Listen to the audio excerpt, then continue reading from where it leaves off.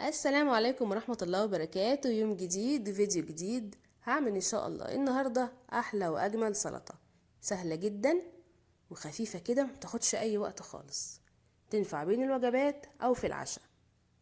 قبل ما ابدأ الوصفة ما تنسوش تحطوا اللايك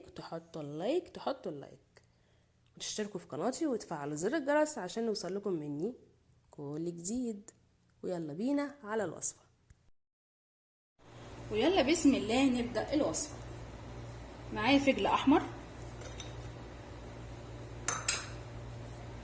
خيار،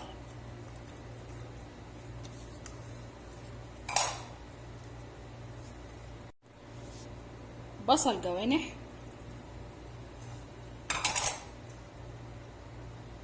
والبقلة او زي ما بيقولوا كده عندنا في مصر الرجلة،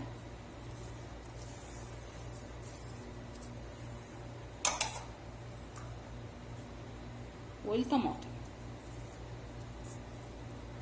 ولو متوفر زيتون نحط برضو، ولو متوفر رمان نضيفه على الوصفة بيدي طعم حلو قوي. ونقلب.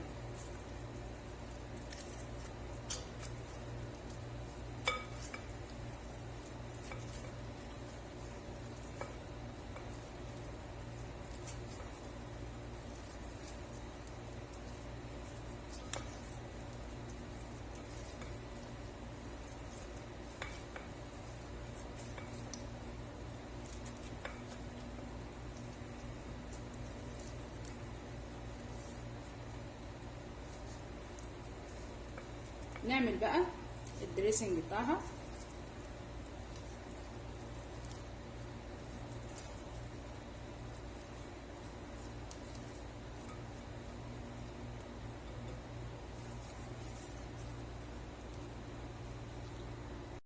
هعمل دلوقتي احلى دريسنج. زيت زيتون،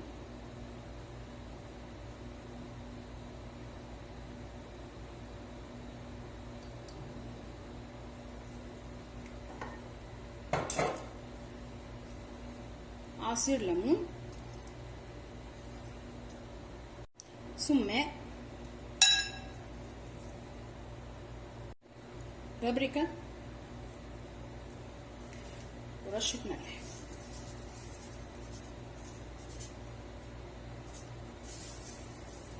طبعا مش كتير عشان في زيتون.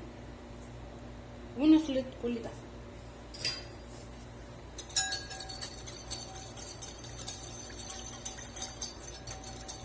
ويبقى كده جاهز.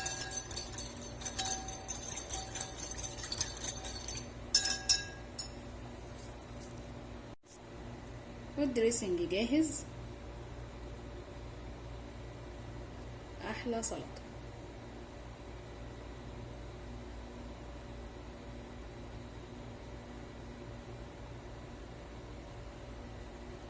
وبالهنا والشفا.